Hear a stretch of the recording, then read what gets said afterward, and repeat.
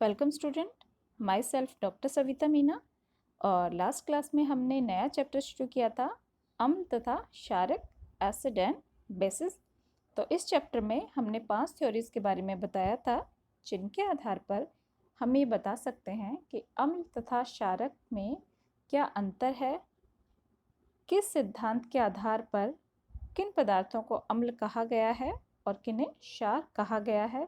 तो इन सिद्धांतों में से एक सिद्धांत जो है विलायक तंत्र सिद्धांत या सॉल्वेंट सिस्टम थ्योरी, ये हमने शुरू किया था लास्ट क्लास में। इस सिद्धांत का जो मुख्य पॉइंट है वो ये है विलायक। अगर हम किसी भी मॉलिक्यूल को लेते हैं, उस मॉलिक्यूल के लिए हमें ये पता होना चाहिए कि विलायक क्या है। उस विलायक के आधार पर उस पर्टिकुलर मॉलिक्यूल को हम अम्ल या क्षार कह सकते हैं, क्योंकि कोई भी पदार्थ अलग अलग विलायक में अलग तरह से बिहेव करता है। तो अगर कोई पदार्थ एक विलायक में अम्ल है तो ये ज़रूरी नहीं है कि दूसरे विलायक की प्रेजेंस में भी वो ऐसे अम्ल ही बिहेव करे, वो क्षार भी हो सकता है। और इनके हमने कुछ एग्जांपल्स भी लिए थे। विलायक हमने लिया था, सल्फ़र डाइऑक्साइड लिया था, अमोनिया लिया है।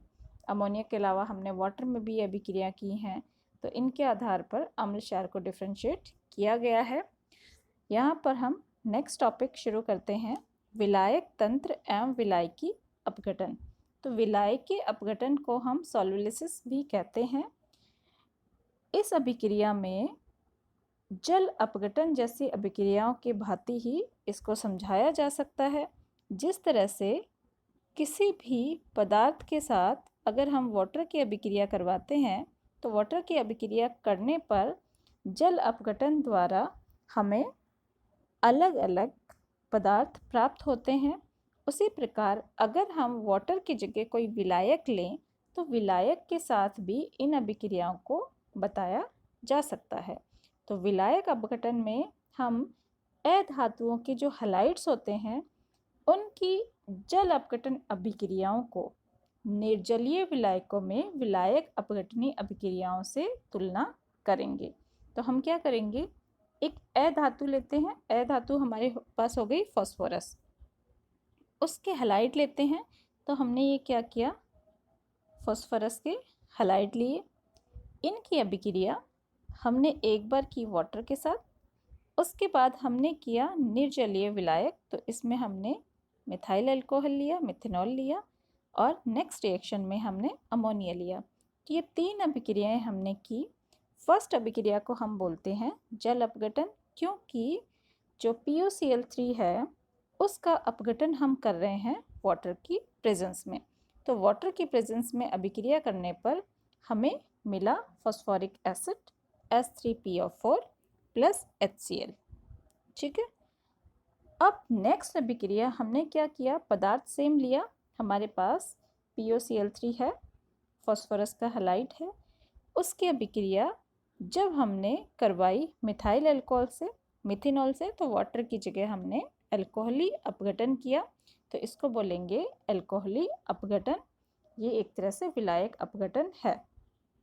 तो हुआ क्या, एक हाइड्रोजन की जगह हमने लिया मिथाइल मॉलिक्यूल।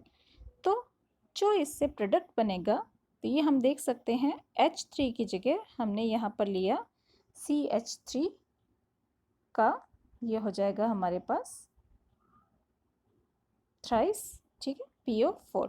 तो इस अभिक्रिया में हम HCl हमें मिलेगा एज ए बाई प्रोडक्ट, जो कि हमें जल अपघटन में भी मिल रहा था, और वो सेम प्रोडक्ट हमें मिल रहा है इसमें अल्कोहली अपघटन में भी। अगर उसी अभिक्रिया को हमने करवाया अमोनिया के प्रेजेंस में, तो हमने विलायक लिया अमोनिया। तो इस अपघटन को अब हम कहेंगे अमोनी अपघटन। और अभिक्रिया में हमें क्या मिला, HCl नहीं मिला है, जो कि फर्स्ट और सेकंड रिएक्शन में हमें मिला है। HCl की जगह हमें यहाँ पर मिला है अमोनियम क्लोराइड NH4Cl, और यहाँ पर हमें जो फास्फोरस ऑक्साइड है उसका अमीन के साथ हमें कंपाउंड मिला है। तो इन तीनों अभिक्रियाओं का हम आपस में कंपैरिजन कर सकते हैं कि हमारे पास जो पदार्थ था फास्फोरस का हैलाइड वो सेम है, परंतु जैसे हमने विलायक चेंज किया उसके साथ साथ हमारे पास प्रोडक्ट भी चेंज हो गए। तीनों अभिक्रिया फास्फोरस POCl3 के नीचे शो की गई हैं, जिसमें क्लोराइड का विलायक से जो ऋणायन है, जो प्राप्त ऋणायन है, उसके हाइड्रोक्साइल द्वारा विस्थापन हो जाता है। ये हम इन अभिक्रियाओं में देख चुके हैं। इसके अतिरिक्त हम ये भी कह सकते हैं कि इनका एक उभयधर्मी आचरण भी यहाँ पर दिखाया गया है। इन अभिक्रियाओं को हम विलायक तंत्र एवं विलायकी अपघटन अभिक्रिया कहते हैं। इनके अलावा कुछ अन्य अभिक्रिया भी होती हैं, जैसे अगर हमने एल्यूमिनियम हाइड्रोक्साइड लिया तो वो जल में विलय होता है, लेकिन प्रबल या क्षारीय विलयन में वो तेजी से जल में अविलय होता है, लेकिन प्रबल अम्ल या जो क्षारीय विलयन है उनमें वो तेजी से खुल जाता है। तो इस तरह से अभिक्रिया विलायक के साथ में बदलती है। इसके बाद अब हम नेक्स्ट टॉपिक पढ़ेंगे इसी में, विलायक का आयनिक गुणनफल।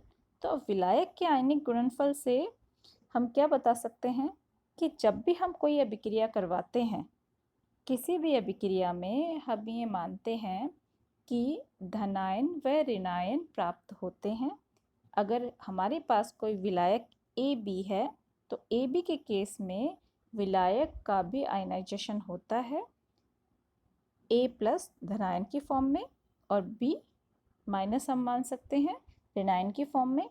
और इसी तरह से जो विलायक है उसका जो आयनिक गुणनफल है वो होगा KAB। अगर हमने विलायक की जगह जल लिया है, सॉल्वेंट सिस्टम ना होकर ये वाटर सिस्टम होता, तो हम यहाँ पर पता करते जल का आयनिक गुणनफल। तो जल के आयनिक गुणनफल में हमें पता है कि वाटर का जो पॉजिटिव आयन है वो H3O+, ये हो गया हमारा हाइड्रोनियम आयन। उसके अलावा एक हो जाएगा नेगेटिव OH- हाइड्रोक्सिल आयन। तो ये हमारे पास जल का आयनिक गुणनफल हो जाएगा KW = H3O+ और ब्रैकेट में OH-, तो H3O+ की जगह हम H+ भी ले सकते हैं। तो इस तरह से हम इनके आयनिक गुणनफल बता सकते हैं जो जल की भांति ही होते हैं। तो विलायक तंत्र के द्वारा आयनिक गुणनफल को समझाया जाता है।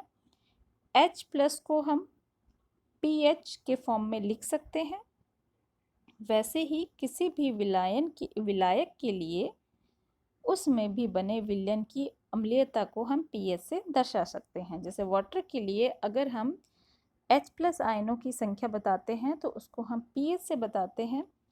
सेम तरह से अगर हम विलायक की बात करते हैं तो उसमें जो विलयन है उसकी अम्लीयता को भी हम pH से दर्शा सकते हैं। तो यहाँ पर हमने सॉल्वेंट सिस्टम जो थ्योरी है उसके दो अदर टॉपिक्स हैं, विलायक का आयनिक गुणनफल और उसके अलावा सॉल्वोलिसिस या विलायक अपघटन कंप्लीट किया है। परंतु किसी भी सिद्धांत की कुछ सीमाएं होती हैं, कुछ कमियां होती हैं, वो अपने आप में कंप्लीट नहीं होता है। तो इस सिद्धांत की सॉल्वेंट सिस्टम थ्योरी की क्या कमियां हैं उनके बारे में भी हम अध्ययन करेंगे। विलायक तंत्र की जो मुख्य विशेषता है वो तो ये है कि प्रोटॉनिक या प्रोटॉन रहित दोनों प्रकार के विलायकों में अम्ल क्षारक अभिक्रिया की व्याख्या हम यहाँ पर कर सकते हैं। ये जरूरी नहीं है कि जो हम विलायक लें वो प्रोटॉन देने वाला ही हो, जैसे कि वाटर है और जैसे कि अमोनिया है। हम इसके अलावा सल्फर डाइऑक्साइड जैसे मॉलिक्यूल्स भी या विलायक भी ले सकते हैं। परंतु इसकी सीमाएं क्या हैं? इनकी सीमाओं में मेनली ये है कि किसी पदार्थ की जो अम्ल क्षारक जो बिहेवियर है उसको समझाने के लिए विलायक की उपस्थिति बहुत ज़्यादा आवश्यक है। बिना विलायक के हम ये नहीं बता सकते हैं कि कोई पदार्थ अम्ल है या क्षार है। तो विलायक की अनुपस्थिति में जितनी भी अम्ल क्षारक अभिक्रियाएं होती हैं उनके बारे में इस सिद्धांत द्वारा नहीं बताया गया है। इसके अलावा विलायक के जो रासायनिक गुण हैं एवं जो उनकी आयनिक अभिक्रियाएं हैं उन पर ये अधिक बल देता है, परंतु विलायक की जो भौतिक गुण हैं उनकी पूर्ण रूप से उपेक्षा करता है कि विलायक की आयनन कैसे हो रहा है विलायक का, इस पे जोर दिया गया है, जबकि उसके भौतिक गुणों की कोई बात नहीं की गई है। ऐसी बहुत सारी रिएक्शंस हैं जिनको हम बोल सकते हैं ए बी रिएक्शंस, जिनकी व्याख्या इस सिद्धांत द्वारा नहीं की गई है। उसके अलावा विलायक जिनका स्वतः आयनन नहीं होता है उन विलायकों में अभिक्रिया का कोई स्पष्टीकरण नहीं दिया गया है। हमने जितनी भी अभिक्रियाएं बताई उनमें ये बताया कि जो विलायक है उसका स्वतः आयनन होता है, चाहे वो अमोनिया हो, चाहे वो सल्फर डाइऑक्साइड हो, चाहे वो वाटर हो, और आयनन होने पर अगर पॉजिटिव आयन की सांद्रता बढ़ती है तो हम कहते हैं एज ए अम्ल बिहेव करता है, नेगेटिव आयन की सांद्रता बढ़ती है तो हम बोलते हैं एज ए क्षार बिहेव करता है। परंतु ऐसे भी विलायक होते हैं जिनका स्वतः आयनन नहीं होता है, उनके बारे में इस अभिक्रिया में कुछ भी नहीं बताया गया है, तो उनका स्पष्टीकरण विलायक तंत्रिक सिद्धांत द्वारा नहीं किया जा सकता है। इसके अलावा हम कुछ आयनन, विलायकों के आयनन तथा जो उदासीनीकरण अभिक्रिया हैं जिनमें आयनों के संयोग पर बल दिया गया है, परंतु ऐसी बहुत सारी अन्य न्यूट्रलाइजेशन रिएक्शंस भी हैं या उदासीनीकरण अभिक्रियाएं हैं जिनमें अम्ल क्षार आयनित होते ही नहीं है। जैसे फॉर एग्जांपल थाइनिल क्लोराइड, SO2 विलायक में इसको अम्ल माना गया है क्योंकि परिभाषा के अनुसार SO+ आयन देता है, वास्तव में SOCl2 में आयनन की नगण्य प्रवृत्ति पाई जाती है। तो क्लियरली हम ये नहीं कह सकते हैं कि सारी अभिक्रियाओं को इस सिद्धांत द्वारा बताया जा सकता है। उसके अलावा विलायक तंत्र परिभाषा से जितनी भी अभिक्रियाएं हैं उनकी सैद्धांतिक व्याख्या तो बहुत अच्छी तरह से की जा सकती है, लेकिन उनके कोई व्यवहारिक उपयोगिता को इस सिद्धांत में नहीं बताया गया है। ये कुछ कमियां हैं जो कि विलायक तंत्र सिद्धांत में पाई गई हैं। इन कमियों को क्लियर करने के लिए कुछ अन्य सिद्धांत भी हैं। उन सिद्धांतों में इन कमियों को कम्प्लीटली दूर किया गया है। उस सिद्धांत को हम पढ़ेंगे नेक्स्ट क्लास में। आज हम ये टॉपिक यहीं कंप्लीट करते हैं, विलायक तंत्र सिद्धांत, और नेक्स्ट क्लास में नेक्स्ट टॉपिक में हम पढ़ेंगे लुईस थ्योरी या लुईस सिद्धांत, जो कि इसमें जो कमियां हैं उनको भी पूर्णतः दूर करता है। Thank you students.